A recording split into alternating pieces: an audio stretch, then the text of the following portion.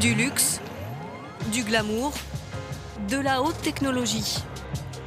Des magasins innovants où se teste la réalité virtuelle.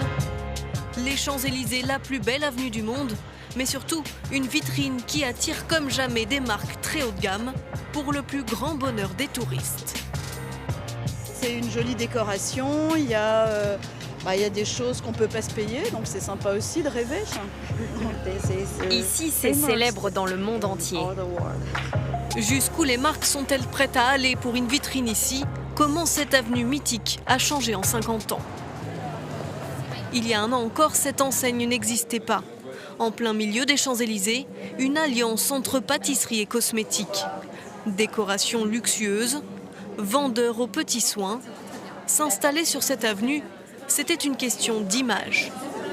Pouvoir aller à la rencontre d'une clientèle asiatique, africaine, européenne, nord ou sud-américaine et l'ensemble des Français qui nous font la chance de venir, c'est absolument unique. Des lieux tels que celui-là, grâce à ces moments un petit peu uniques qu'ils proposent, ont des retombées assez fantastiques en fait dans le monde entier.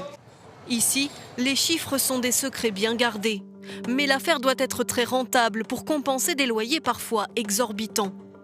Entre 5 000 et 8 000 euros le mètre carré par an pour la fourchette basse et jusqu'à 22 000 euros en plein milieu de l'avenue, côté pair, le plus cher car exposé au soleil. Soit par exemple, pour un magasin de 200 mètres carrés au prix moyen, un loyer annuel de 3 millions d'euros.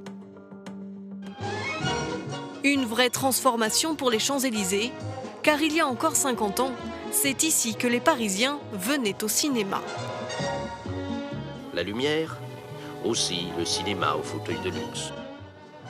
Désormais, un seul constat pour les Parisiens du quartier, des 30 salles qui existaient par le passé ne restent plus que si complexes aujourd'hui.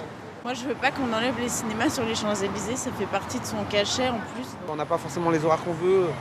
Alors s'il y avait vraiment un en plus, ça serait un mieux. C'est assez contraignant, du coup on est obligé d'aller ailleurs, vers des places un peu plus publiques, où il y a moins touristique. De moins en moins de Parisiens, car aujourd'hui, parmi ceux qui foulent cette avenue, 40% sont des touristes, du Moyen-Orient, d'Amérique, mais surtout d'Europe.